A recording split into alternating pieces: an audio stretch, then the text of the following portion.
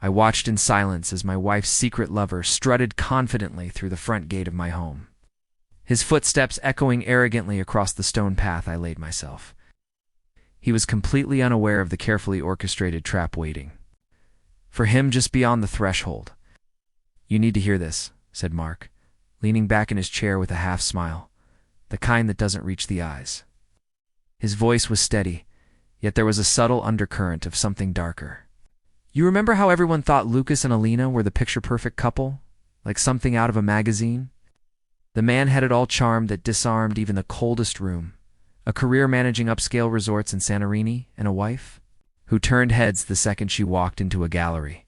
She wasn't just beautiful, she had presence, poise, that rare elegance that makes people stop mid-sentence just to look." He took a deep breath, eyes narrowing as he continued. Everything was golden for them. Weekends on private yachts, candlelit dinners, overlooking cliffs, spontaneous trips to Mykonos. And Lucas, man, he was in deep. When he talked about her, it was like he was under a spell. But ... things change. Sometimes they don't change with a bang. It starts quietly, unnoticeable. A slow, creeping shift. Mark paused, his fingers drumming lightly on the edge of the table. It started with the small things. Alina getting distant, glued to her phone at dinner, always distracted, always somewhere else mentally. Lucas chalked it up to work stress. He gave her space, understanding. But that was his first mistake, giving her the benefit of the doubt when his instincts were screaming otherwise. His voice dropped to a near whisper. One evening, rain hammering the windows, Lucas was tidying up after making her favorite dinner. Alina came home late again, said she had some last-minute event at the gallery. She barely looked him in the eye, kissed him on the cheek like a stranger, and drifted upstairs. Routine by then. But when he picked up her soaked trench coat, something inside the pocket caught his attention. Just a folded receipt, innocent-looking.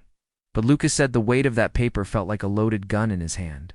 Mark's expression darkened, eyes scanning the room as if the memory itself still haunted him. It was a receipt from the Delacroix Hotel, one of the fanciest in Athens. Dated 3 nights prior, the exact night she told him she was working late preparing for an exhibit. The moment he saw the date, he said it felt like a trapdoor opened beneath his feet. But still, he didn't confront her. Not right away. He was too smart for that. He knew a single receipt wasn't enough. He needed the full truth. Mark leaned forward, his tone turning icy. So Lucas waited. And then one morning, when Alina was out at a yoga retreat, he opened her laptop. His hands were shaking so badly he had to steady himself on the desk. The first half hour, nothing unusual. Work emails, shipping schedules, invoices. But then he found it. A thread between her and someone named Leon. It began innocently discussions about lighting, an artist's installation. But soon the messages took a turn. Flirtation, then longing. Then a gut-punching message from Leon. Last night was unforgettable. I keep replaying it in my head. Alina's reply. Same. I can't stop thinking about Friday. Mark looked away, his jaw clenched. Lucas said he stared at the screen for hours, unmoving, not crying, not yelling, just numb. It wasn't. Even the betrayal that hurt the most was the realization that everything he believed in was a lie. But still, he didn't explode. He became silent, focused, dangerous. He took a sip from his drink and continued. Lucas wasn't the only one. I had my own demons creeping in. You know how you never expect your whole life to change on a normal? Rainy Tuesday? That's what happened to me. Enra walked through the door, rain dripping from her coat, her hair tangled and wet, but her eyes, they were somewhere else, distracted, cold. I didn't say anything.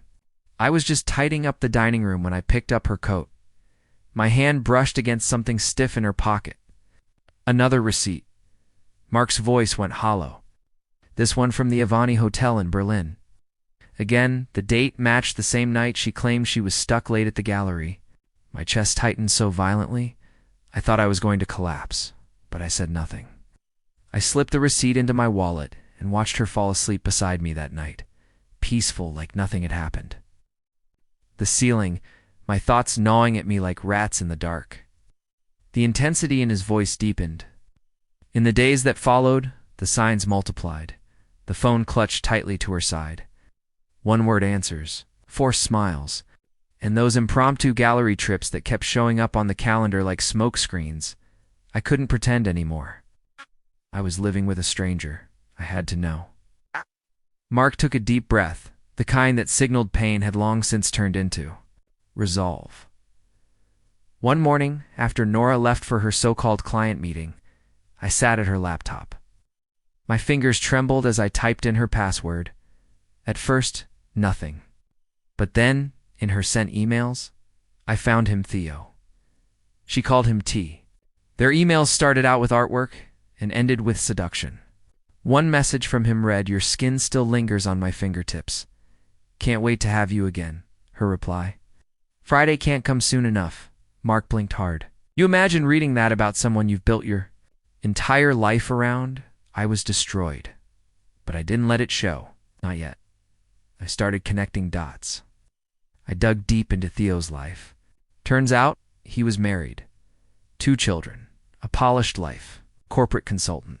Clean image. Fake everything. I hired someone to follow him. Photos. Logs. Times. Places. I built a case not to hurt them, but to hold up the mirror.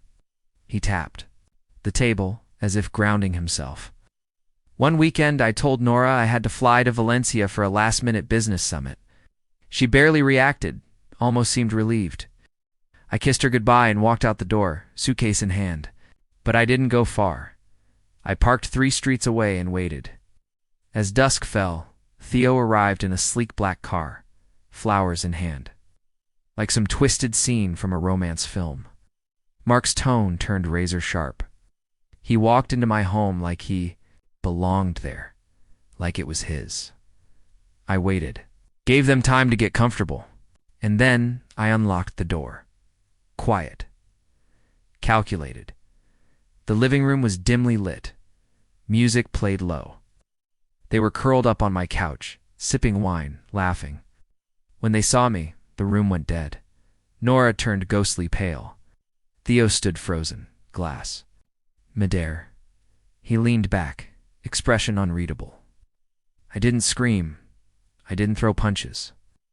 I just dropped a manila folder on the table. Inside, printouts, photos, transcripts, receipts, all neatly organized. Then I said 3 words. "Explain this now." He shook his head slowly. Nora broke into tears, said she was lost, lonely, that it was never meant to happen. Begged, claimed it was a moment of weakness. I told her, "You didn't just cheat. You set fire to our life together and handed him the matches." Theo tried to excuse himself. I blocked the door, told him, "You don't walk away from this." Eventually, he stumbled past me like a drunk ghost. Mark's voice turned low and flat. That night, I slept alone in the guest room. The next morning, I was at my lawyer's office. Presented everything. Nora had no defense. She lost the house, access to my accounts, and even our mutual friends. Stopped answering her calls once they saw the truth. I made sure Theo's wife received every piece of evidence, too. Within weeks, his world came crashing down. His wife left, his firm dropped him, everything gone. Mark exhaled. People call it revenge. I call it justice. But even then, I didn't let it corrode me. While packing up, I found old letters Nora had written and never sent.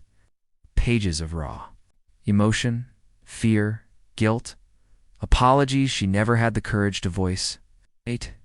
She said she never stopped loving me. For a moment, I felt something close to grief, not for her, but for the version of our life that could have been. He stared at the wall, distant. But regret doesn't heal wounds, just lingers like smoke in the ruins. I left it all behind. Now, I'm living in a quiet flat overlooking the Arno River in Florence. The mornings are slower. The pain doesn't sting like it used to. Mark told me something that still echoes in my mind. Betrayal doesn't just break you, it burns away. Your illusions end in the ashes. You find your truth. And damn, he was right.